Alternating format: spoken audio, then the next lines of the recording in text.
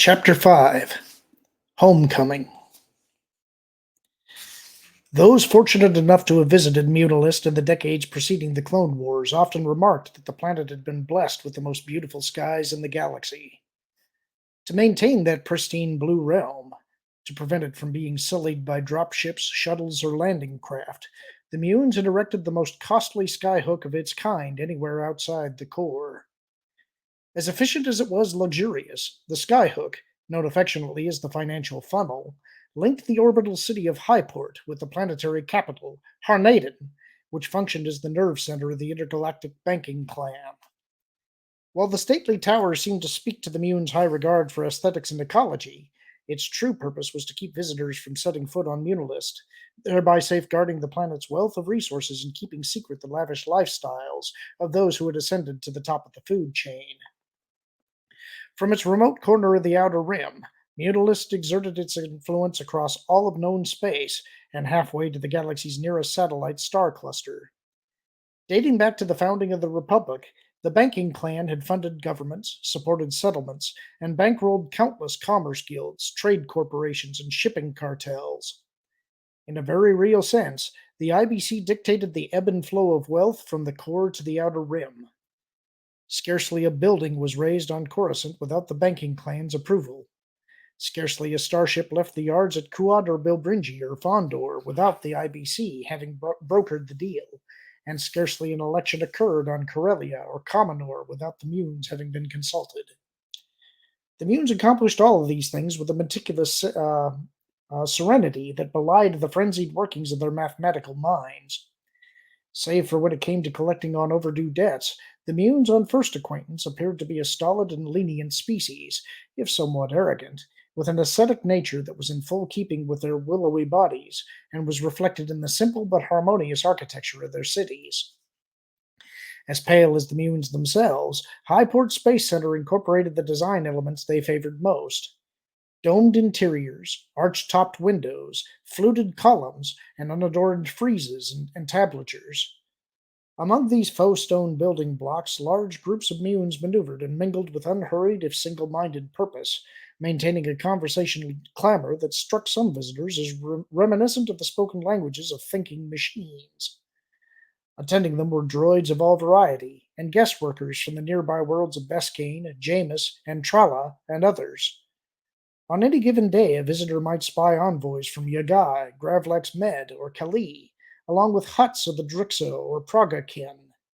But what one saw most, in overwhelming numbers, were members of the banking clan, financiers, accountants, lawyers, dressed in their signatory palo fiduciary garb, form-fitting green trousers and boots, round-collared green tunics, and flare-shouldered green cloaks. Some were accompanied by retinues of squat, dark-skinned, flat-nosed soldiers from the planet Iotra, sporting garish body armor and carrying ceremonial weapons.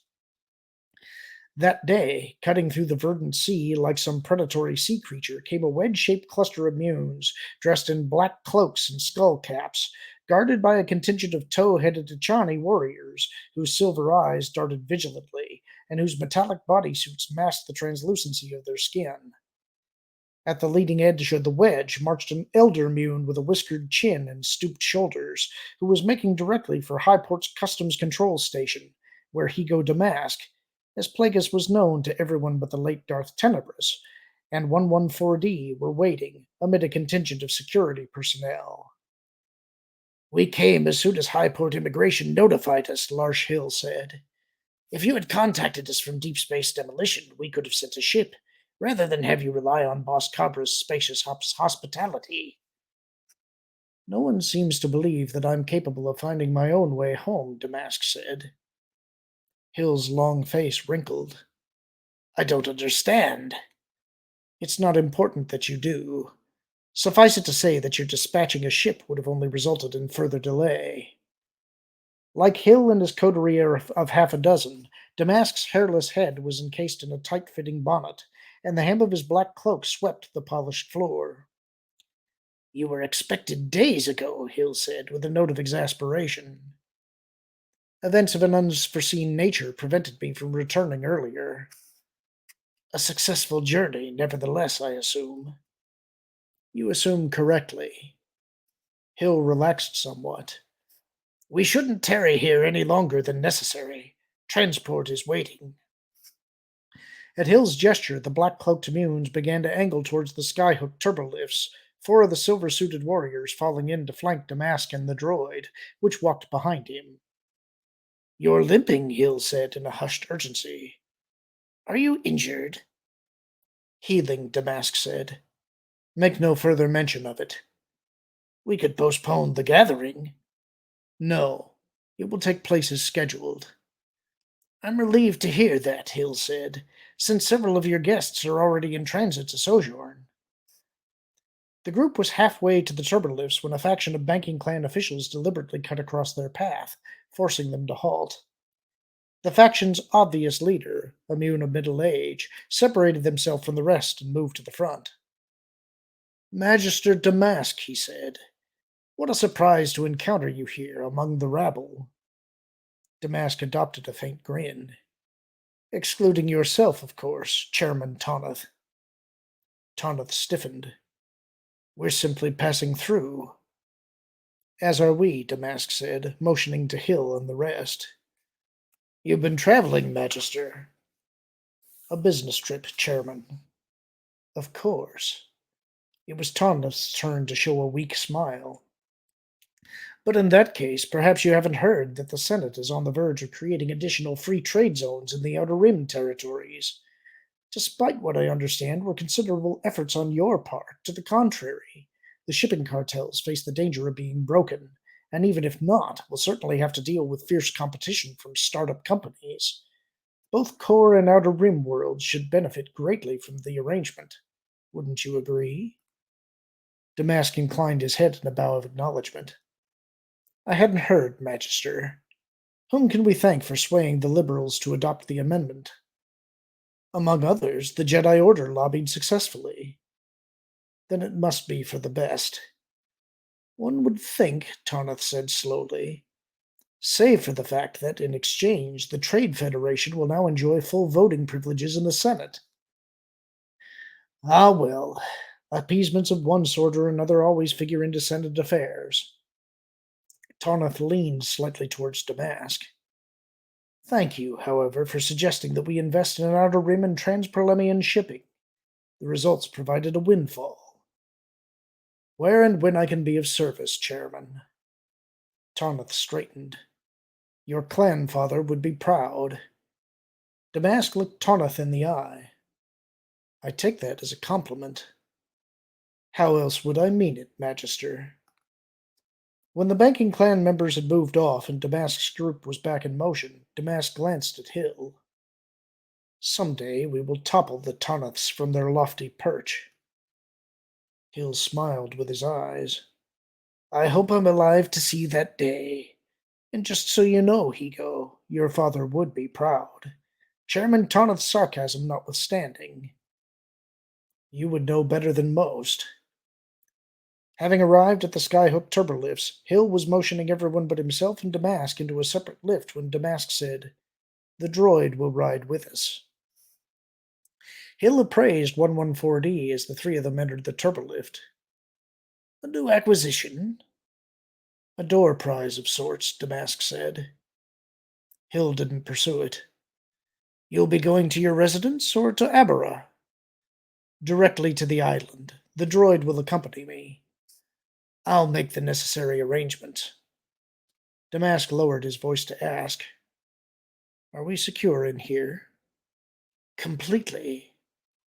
Damask turned to face the taller, elder Mune. Rugus Gnome is dead. The myth? Hill said in astonishment. How? Where? Of no relevance, Damask said, remembering. Eventually, Gnome's estate will pass to us, but that won't be for some time to come, since it's unlikely that his body will ever be found. Hill didn't bother asking for details. We'll allow a standard year to pass. Then we'll petition the probate courts to render a decision, at the very least for whatever assets are contractually ours. You are the executor in any case, are you not? Damask nodded. Ultimately, we'll be liquidating most of the estate. But there are several Antiques of a curious sort I plan to retain. I'll prepare an inventory. In the meantime, I want you to familiarize yourself with a world called Baldemnik. Once you have, you're to acquire mining rights for the entire northeast peninsula of the principal landmass. Purchase as much property as you can, from the shoreline to the central highlands. I'll provide you with specific coordinates. Uncertainty tugged at Hill's strong features. Are we venturing into the mining business now? When the time is right, use intermediaries who can't be traced to us. I suspect that you will have to go all the way to the top to secure what we need. The indigenes will be troublesome to negotiate with, but I'm confident they can be persuaded. Bargain like you mean it, but in the end, spare no expense. Valdemnik is that important. A hunch, Damask said. Descending rapidly, the skyhook turbolift pierced layers of pure white clouds, revealing a curved panorama of aquamarine ocean, pale brown plains, and evergreen forest. And directly below, the view that was said to take one's breath away, the city of Harnaden, studded with neoclassical structures as towering as the volcanic spires that ringed it, and home to 50 million munes living in an urban scape that was an orderly masterpiece of art and design. To some, it was the antithesis of most planetary capitals, the anti-Coruscant, the anti-Denon. What can we expect at the gathering? Damask asked, turning away from the view. Gardula has requested an audience. I'm not in the habit of sitting down with huts. She asks your help in mediating a dispute. With whom? The Dasilogic clan. Damask nodded knowingly. This has been brewing for some time. What else? Representatives from Yinchor will be there. Good. Holotransmissions have their limitations. Members of the Trade Federation and the Grand Protectorate will also be attending. Damask snorted. There's no pleasing any of them. He grew pensive, then said, There's another small matter we need to settle. Extend a personal invitation to the owners of Subtex Mining. Hill rubbed his whiskered chin. I can't recall having engaged in dealings with them. Does this have anything to do with Baldemnik? Damask ignored the question. For a time they advised Nome. Make certain they understand that we operate in complete confidentiality. If the Bith partnered with them, they must come highly recommended. One would think. Damask turned his back to Hill to take in the view once more. But in fact, I don't see much future for them. Unlike so many worlds that have been surveyed and settled by species from the core, Munilist had given rise to its own brand of sentience. Farmers and fisherfolk, the ancient Munes, hadn't known how favored their planet was until interstellar travel had become commonplace, and precious metals the backbone of the galactic economy. Had those early millennia of expansion not been a time of peace, the Munes might have lost what they had to military might. But as it happened, they had resisted all attempts at exploitation and become masters of their fate. Still, what was an economic blessing eventually became a burden. Once the Munes understood the value of what they had previously taken for granted, they held on to their riches with a ferocious tenacity, and developed an almost agoraphobic attachment to their homeworld. In the midst of Munilist's shallow oceans, the same volcanic activity that had fertilized the vast plains belched new seabed and precious metals enough to fuel the growth of empires. Mountains heaped up through vents in the planetary crust were found to be repositories of extraordinary wealth. Lapped by warm waters teeming with shellfish, tube worms, and bioluminescent flora, such smokers as they were known became both the source and the financial vaults of Munilist's most powerful and prosperous clans. More remote than some, Abora, which had been the province of the Damask clan for several generations, was otherwise typical of the dormant smokers whose thickly forested conical peaks poked from the calm waters of the western sea. A maze of interconnected lava tubes ran deep into the mountain's island. Waterfalls plunged from the sheer heights, and incense trees scented the salty air of the lowland valleys. Conveyed by speeder to Abora's North Tower complex, Plagueis escorted 114D on a tour of the corridors and caverns that constituted this place of sacrosanct solitude. Motioning to the many droids that were on hand to welcome the pair to Abora, Plagueis said, "You will come to find yourself at home here, as I have." "I'm certain I will, Magister Damask," 114D said, its photoreceptors registering a dozen different types of droids in a single glance. Memo droids, G and K power droids, even a prototype Ubrikian surgical droid. In time, we'll see to having your original appendages restored so that you can earn your keep. I look forward to it, Magister. The tour began in the outermost rooms, which were appointed with furnishings and objects of art of the highest quality, gathered from all sectors of the galaxy.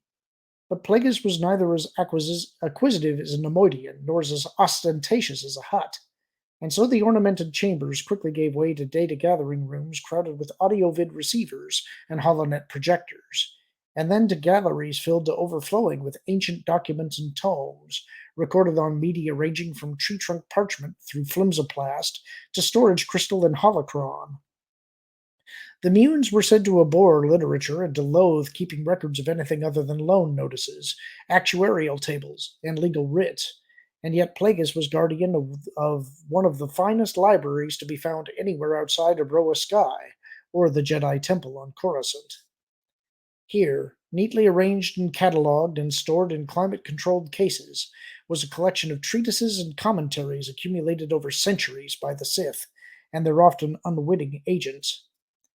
Ancient histories of the Rakata and the Vajun, texts devoted to the followers of Palawa, the Chetos Academy, and the Order of Daibendu, archives that had once belonged to House Malaro, annals of the sorcerers of Tund and of Queen Aminoa of Onderon, biological studies of the Ysalamiri and Vornskers of Merkur, and of the Tausen and Vart. Certainly long-lived species like the Wookiees, Hutts, Faline, and Toydarians were afforded galleries of their own. Deeper in the mountain were laboratories where Plagueis's real work took place. Confined to cages, stasis fields, bioreactors, and Bacta tanks were life forms brought to Bunalist from across the galaxy, many from the galaxy's most remote worlds. Some were creatures of instinct, and others were semi-sentient. Some were immediately recognizable to 114D. Others resembled creatures concocted from borrowed parts. Some were newly birthed or hatched, and some looked as if they were being kept at death's door. More than a few were the subjects of ongoing experiments in what seemed to be vivisection or interbreeding, and others were clearly in suspended animation. 114D noted that many of the animals wore remotes that linked them to biometric monitoring machines, while others were in the direct care of specialist droids. Elsewhere in the hollow of the mountain were sealed enclosures warmed by artificial light, a swirl with mixtures of rarefied gases and luxuriant with flora. And deeper still were test centers crammed with complex machines and glass-fronted cooling units devoted to the storage of chemical compounds, alkaloids derived from both plants and animals, blood and tissue samples, and bodily organs from a host of species. Plagueis instructed 114D to wander about the galleries and laboratories on his own, and then report back to him. Hours later, the droid returned to say, "I recognize that you were involved in research related to species durability and hybridization, but I must confess to being unfamiliar with many of the examples of fauna and flora you have amassed, and few of the arcane documents in your library. Is the data available for upload?" "Some portion of it," Plagueis said.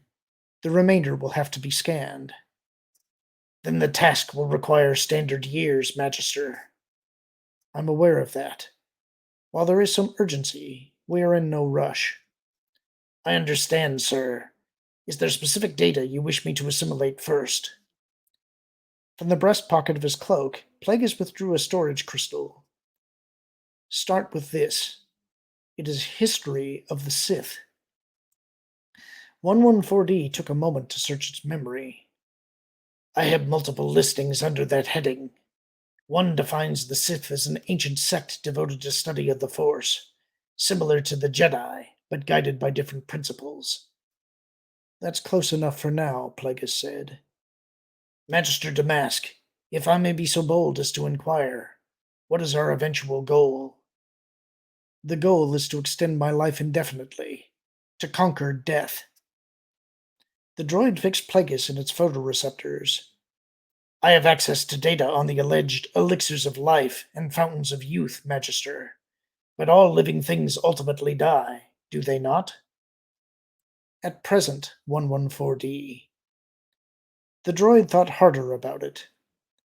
I have experience in organ replacement surgery, telomeres genotherapy, and carbonite suspension, but nothing beyond that.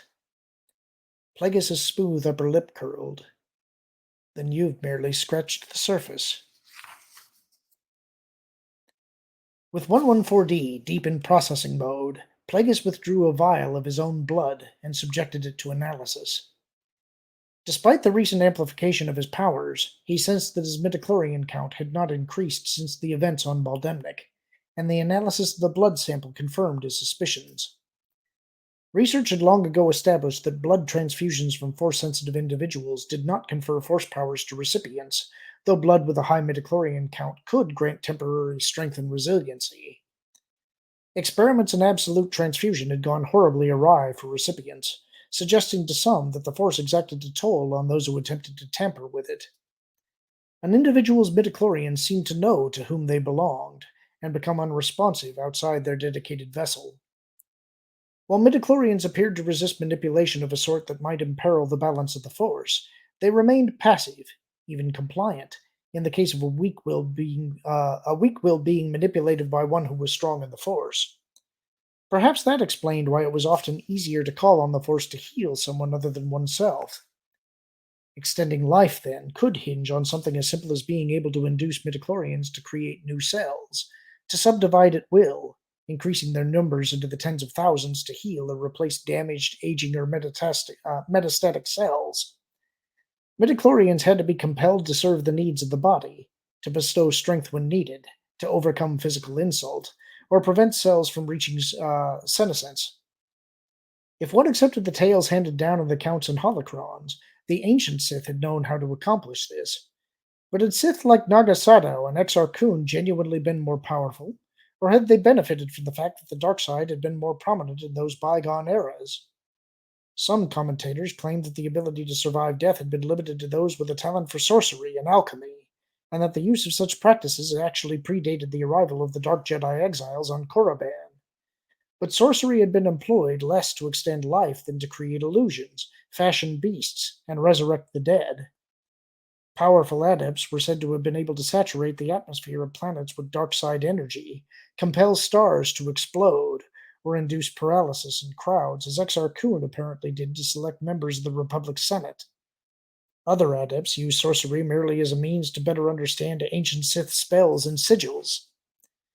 Darth Bane had referred to sorcery as one of the purest expressions of the dark side of the Force, and yet he hadn't been able to harness those energies with near the skill as had his one-time apprentice Zana.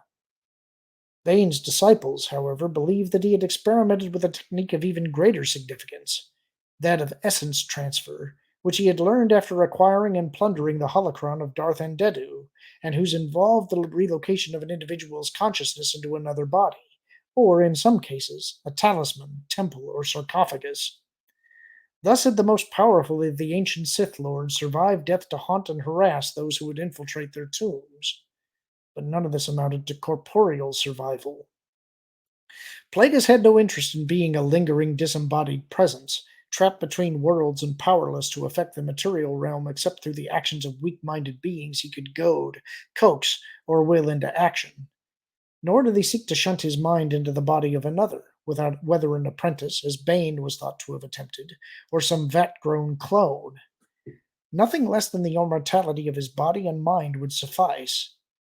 Everlasting life. Sadly, he could glean only so much from the texts, crystals, and holocrons stored in the library. Crucial knowledge had been lost during the brief mastery of Darth Gravid, and many of the most important elements of Sith training since had been passed from masters to apprentices in sessions that had been left unrecorded. More to the point, Darth Tenebrous had had very little to say regarding death. Alone in one of the test centers, surrounded by his experiments, those things Plagueis could say he loved, the enormity of what had occurred on Baldemnik suddenly rose up before him like a monolith of immeasurable proportions. For the first time he could feel the force of the dark side not as a mere supporting wind, fluffing the sails of a pleasure boat, but as a hurricane eager to loose a storm of destruction on the crumbling Republic and the indolent Jedi Order. A scouring storm that would lay waste to everything antiquated and corrupt, and pave the way for a new order in which the Sith would be returned to their rightful place as the stewards of the galaxy, and before whom all the diverse species would bow, not only in obedience and fear, but in gratitude for having been drawn back from the brink. The task before him was at once invigorating and daunting, and in the eye of that cycloning storm he could hear the faraway voices of all those who had laid the groundwork of the Sith imperative, the grand plan, those who had enlivened the hurricane with their breath and lives, Darth's Bane and Zana, and on down through the generations that had included Cognus, Vectivus, Ramage, and Tenebris. 100 years earlier, Tenebrous' Twi'lek master had opened a small rend in the fabric of the Force, allowing the dark side to be felt by the Jedi Order for the first time in more than 800 years. That had been the inauguration, the commencement of the revenge of the Sith. And now the time had come to enlarge that rend into a gaping hole, a gaping wound into which the Republic and the Jedi Order would to their own hazard be drawn. That's the end of the chapter. Hope you enjoyed it. Talk to you soon.